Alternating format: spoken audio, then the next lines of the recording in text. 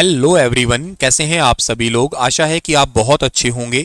आइए आज 21 नवंबर साल 2024 के हरियाणा करंट अफेयर आपको पढ़ाते हैं। चलिए फटाफट वीडियो की शुरुआत करते हैं।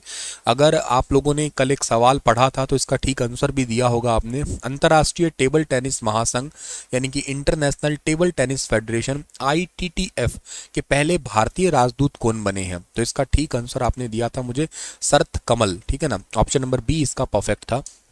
अगर आप लोग सीईटी की तैयारी कर रहे हैं, निसंकोच होकर आप प्रतिज्ञा बैच ले सकते हैं। स्टार IQ एप्लीकेशन पे आपको ये बैच अवेलेबल हो जाएगा।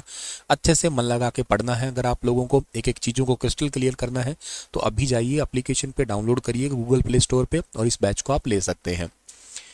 देश की राजधानी दिल्ली के बाद हरियाणा का कौन सा जिला 403 AQI का मतलब एयर क्वालिटी इंडेक्स के साथ देश में छठे स्थान पे है? तो इस सवाल का ठीक आंसर क्या रहेगा हमारे पास में? इस सवाल का ठीक आंसर रहेगा गुरुग्राम। अब देखो ऐसा है, आपको पहले तो मैं बताता हूँ, ये AQI लेवल आजकल खूब न्यूज़ में चल रहा है। जैसे गुरुग्राम, फरीदाबाद, दारूहेड़ा, कैथल, दादरी, इनमें अभी लास्ट दिन AQI लेवल 500 तक चला गया था, जो गंभीर प्लस की श्रेणी में आता है एक्चुअली। और ये श्रेणी काफ़ी ज़्यादा खराब है। दिल्ली के बाद हरियाणा का गुरुग्राम जो है ना, वो देश में छठवें स्थान पे आता है। तो आंकड़ा मतलब हरियाणा के लगभग सभी जिलों का ही खराब ही है। सिरसा में बल्कि बहुत ज़्यादा ये आंकड़ा देखने को मिला था, बल्कि 500 प्लस चला गया था सिरसा के अंदर। तो ये हालात भी, जो कि सबसे ज़्यादा प्रदूषित रहा है पूरे हरियाणा में ही।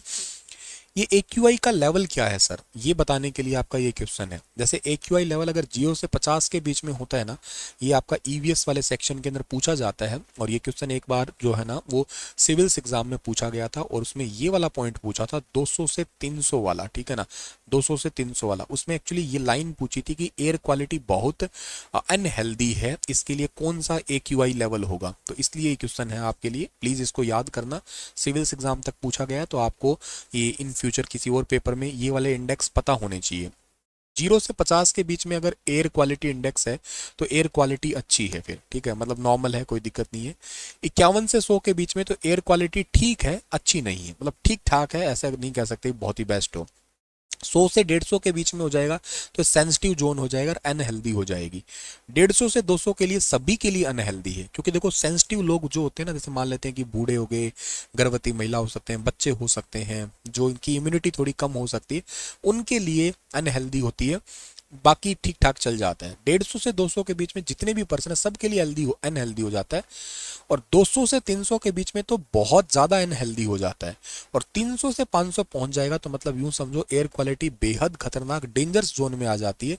इसका तो मतलब जैसे अभी हरियाणा का ऑफिशियल आंकड़े की बात करें तो अगर आप 24 घंटे बाहर रहते हैं, 24 घंटे बाहर रह रहे हैं, तो 24 घंटे आप बाहर की हवा लेना, इन द सेंस पूरे दिन में आप 11 सिगरेट पीने जैसा बराबर हाल है। ऐसा हाल हो रखा है आपका, ये मान के चलो। ये कहीं कहीं पे ज़्यादा भी है, 11 से लेके आपकी 20-22 सिगरेट तक का आंकड़ा आ सकता है। कहने का मतलब है कि वो एयर क्वालिटी इंडेक्स का है। मोटे तौर पे आप कहते हैं कि मैं कोई स्मोकिंग नहीं करता हूं, तो ये स्मोकिंग करने जैसा ही है। एक दिन में 10-11 सिगरेट पीने जैसा हाल है अगर आप बाहर विदाउट मास्क घूम रहे हैं तो। जापान जैसा कल्चर अपना लीजिएगा, मास्क अपने साथ में ज़रूर रखिएगा, ठीक है ना। और बाहर जब भी निकले तो मास्क पहन के ही जाइएगा। ये आदत अपनाएंगे तो कुछ हेल्थ को ठीक कर पाएंगे शायद। हाल ही में किसने हरियाणा राज्य में संगीत को और बेहतर बनाने के लिए 5 सदस्यों की एक नई कमेटी का गठन किया है? तो ये कमेटी का गठन किया हरविंदर कल्याण ने। कौन है सर हरविंदर कल्याण? ये हरियाणा राज्य के विधानसभा के स्पीकर हैं। कृष्ण मिड्डा जो है ना, वो तो है हरियाणा विधानसभा के डेप्यूटी स्पीकर, और हरविंदर कल्याण हरियाणा विधानसभा के अभी स्पीकर है, ये याद रखना। स्पीकर हरविंदर कल्याण ने राज्य में संगीत को और बेहतर बनाने के लिए एक नई कमेटी, राज्य संगीत होगा ये हमारा, इसको बेहतर बनाया जाएगा। इसके लिए 5 सदस्यों की एक नई कमेटी है वो शामिल की गई है। स्पीकर ने भी कहा है कि बजट सेशन से पहले सभी सदस्यों के लिए 2 दिन की ट्रेनिंग कैंप है उसका भी आयोजन किया था। जब भी बजट सेशन आएगा उससे पहले 2 दिन का ट्रेनिंग कैंप होगा। विधानसभा के स्टाफ और ऑफिसर्स जो है ना उन सब के लिए होगा। ट्रेनिंग दिलवाने का काम जो है ना विधानसभा के स्टाफ और ऑफिसर करेंगे, ताकि उनकी एफिशिएंसी और बढ़ाई जा सके और विधानसभा की कार्रवाई जो है ना और अच्छे तरीके से हो सके। हरियाणा का नया विधानसभा भवन भी बनने वाला है, हालांकि उसमें थोड़ी सी बातें चल रही है अभी, लेकिन जो नया विधानसभा भवन होगा उसमें लाइब्रेरी भी बनी होगी। एक ऐसा सेल बनाएंगे ताकि किसी भी सदस्य को विधायी कार्रवाई कार्य जो जानने हैं ना, तो लाइब्रेरी में से जाके बुक्स है या ऑनलाइन लाइब्रेरी है उसको सही तरीके से जो है ना मदद लेके उसको पढ़ सके, जान सके उसके बारे में।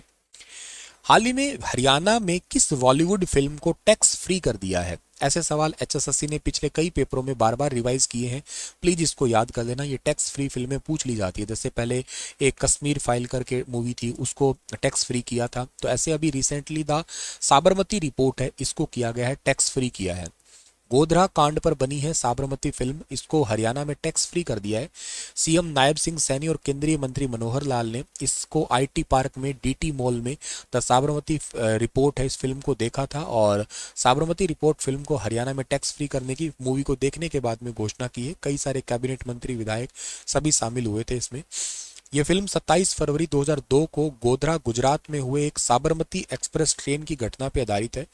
इस घटना की सच्चाई को दिखाया गया कि फिल्म निर्माता ने इस मुद्दे को बहुत ही संवेदनशीलता और गरिमा के साथ में बनाया है और इस फिल्म के माध्यम से 59 निर्दोष पीड़ितों को भी अपनी बात कहने का है इसमें मौका मिला है। इस करके इस मूवी में पूरा जो ना कंप्लीट डिटेल दिखाया और ये इस कांड को ही दिखाती है, इस करके इस मूवी को टैक्स फ्री किया है हरियाणा में। अंतर्राष्ट्रीय समुद्री संगठन, जिसको आप लोग कहा करते हो इंटरनेशनल मैरीटाइम ऑर्गेनाइजेशन, की ओर से 2 दिसंबर को लंदन में किसे सम्मानित किया जाएगा? काफी इंपॉर्टेंट क्वेश्चन है। 2 दिसंबर को सम्मानित किया जाएगा लंदन के अंदर, अमरजीत सैनी को सम्मानित किया जाएगा। कुरुक्षेत्र के रहने वाले हैं अमरजीत सैनी। कुरुक्षेत्र के एक कोथल गांव है, उसको कोथल खुर्द गांव के नाम से जाना जाते हैं, वहां के ही रहने वाले हैं और इस कैथल खुर्द गांव के अमरजीत सैनी ने अभी टीम लीडर की भूमिका निभाई है। एक्चुअली मामला क्या था, हुती विद्रोहियों के मिसाइल हमले के से समुद्री मालवाहक जहाज में आग लगी थी, इन्होंने उसके बाद में सूझबूझ से जो ना जान बचाई और माल भी बचाया। हिंद महासागर और लाल सागर में 26 जनवरी को जिस मार्लिन लुआंडा समुद्री मालवाहक जहाज पर हुती विद्रोहियों से मिसाइल से हमला हुआ था, उस जहाज पर 27 सदस्यों का दल था, उसमें ज्यादातर भारत के लोग थे। इन्हें भारतीयों में से समुद्री सुरक्षा टीम के लीडर की जिम्मेदारी अमरजीत सैनी निभा रहे थे। इन्होंने 26 जनवरी को यह यमन और सोमालिया के बीच में समुद्री सीमा से गुजर रहे उन पर हुती विद्रोहियों ने 3 मिसाइल दागी थी। इसका निशाना सही नहीं रहा था और उन्होंने मदद के लिए भारतीय नौसेना से भी मदद भी मांगी थी। इसके बाद में लगभग 7:30 बजे शाम को फिर से जहाज पर मिसाइल का हमला हुआ और एक मिसाइल उनके जहाज से टकरा गई और टकराते ही जहाज में लग गई आग। नेफ्था तेल से लदे जहाज में लगी आग से उन्हें अपनी आंखों के सामने भयंकर खतरा नजर आ रहा था। समुद्र में 200 मील की दूरी पर कोई तट नहीं था। उन्होंने पूरी परिस्थिति को देखते हुए जी जान लगा के हिम्मत नहीं हारी। आखिरकार टीम को 20 घंटे बाद में जो ना सफलता मिल गई थी। पूरी जहाज में एक नेफ्था तेल भरा हुआ था जो कि बहुत ही ज्यादा ज्वलनशील है, कह सकते हो। नेफ्थ तेल से लोड था ये पूरा का पूरा। जहाज के एक कोने पर आग ज्यादा फैली हुई थी और उसके बाद उन्होंने उस आग को बुझाया है, अपनी जान पे खेला, मटेरियल भी सारा बचाया, 27 नाविकों की जान भी बचाई 20 घंटे के प्रयास के बाद। इसी के चलते हुए इनको सम्मानित किया जा रहा है। अमरजीत सैनी 15 साल से भारतीय नौसेना में सेवाएं दे रहे हैं। 2010 से रिटायर्ड हो गए थे। उसके बाद ये मर्चेंट नेवी में समुद्री सुरक्षा टीम लीडर की सेवाएं दे रहे हैं। अभी तक 200 से अधिक मालवाहक जहाजों पे ये सेवा दे चुके हैं। अभी इनको लंदन के अंदर जो ना इंटरनेशनल मैरीटाइम ऑर्गेनाइजेशन है, ये इनको सम्मानित करेगी। हरियाणा सरकार ने पद्म पुरस्कार विजेताओं को कितने रुपए मासिक पेंशन देने की घोषणा की है? तो जिनको पद्म पुरस्कार मिला है उनको 10,000 रुपए मासिक पेंशन देने की घोषणा की है। आप मुझे कमेंट में एक तो क्वेश्चन बताना कि हरियाणा में साल 2024 में कितने लोगों को पद्म श्री मिला था। पद्म श्री जो है ना कितने लोगों को मिला था, ये जरूर बताना मुझे आप। हरियाणा में मनरेगा के तहत काम करने वाले श्रमिकों को अब प्रतिदिन कितने रुपए मिलते हैं? तो ये पूरे भारत में सबसे ज्यादा है, 357 रुपए मिलते हैं सबसे ज्यादा। कौन फिल्म फेस्टिवल में भाग लेने वाली पहली हरियाणवी स्टेज कलाकार कौन बनी थी? ये सपना चौधरी बनी थी। विश्व का पहला मेंस्ट्रुएशन कंफर्ट सिटी कौन बना है? तो ये बना है गुरुग्राम। इसमें जो बसें हैं ना, बसों में जो है ना actually napkin pad, sanitary napkin pad जो है ना वो लगे होंगे। तो मेंस्ट्रुएशन कंफर्ट सिटी बना है गुरुग्राम। 5वें राज्य खाद्य सुरक्षा सूचकांक में हरियाणा का स्थान रहा है, 13वां स्थान रहा है। Girls under 19 lawn tennis championship का खिताब किस राज्य ने जीता? तो ये हरियाणा राज्य ने जीता। विरासत एवं पर्यटन विभाग ने हिसार जिले के किस गांव में प्राचीन टीले को संरक्षित किया है? ये किया है मुगलपुरा गांव को। नेशनल आर्म्स रेसलिंग चैंपियनशिप में हरियाणा की मोहिनी ने कौन सा पदक जीता है? तो ये स्वर्ण पदक जीता है इन्होंने। Water bodies first census report के अनुसार हरियाणा के कितने जिले जल स्रोत है? हरियाणा में टोटल मतलब वाटर रिसोर्सेज कितने? 14,898 इतने है, जिनमें पानी जैसे नदी है, झील है, तालाब, नहर, ऐसे टाइप से।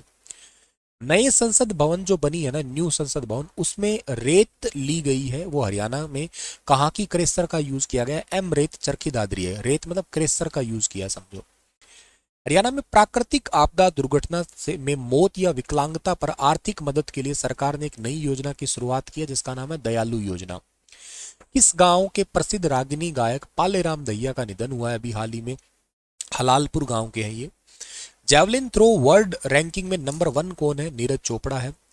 रतन लाल कटारिया का निधन हुआ, वो सांसद थे अंबाला से, ठीक है ना, अंबाला सीट से सांसद थे। इनकी पत्नी भी बंतो कटारिया हार गई नए लोकसभा चुनाव में, और वरुण चौधरी है यहाँ से जीते हैं अभी। उत्तर भारत का पहला corporate governance and research training centre कहाँ खोला गया है? ये मानेसर में खोला गया है, गुरुग्राम में। हरियाणा के किन 2 जिलों में मदर चाइल्ड हॉस्पिटल बनाए गए हैं? तो ये बनाए गए हैं कैथल और सिरसा के अंदर। Very very important. चलो सर, आज का सेशन इतना ही है। आपके लिए सवाल है कि अभी रिसेंटली इलेक्शन कमीशन ने अपने मोबाइल एप्लीकेशन को अपडेट किया है। कौन सी मोबाइल एप्लीकेशन है जिसपे कैंडिडेट पार्टी, रैली और अन्य संबंधी गतिविधियों की अनुमति ले सकेंगे? बताना इसके बारे में विस्तार से। कल फिर हाजिर होता हूँ लेटेस्ट अपडेट के साथ। तब तक राधे राधे।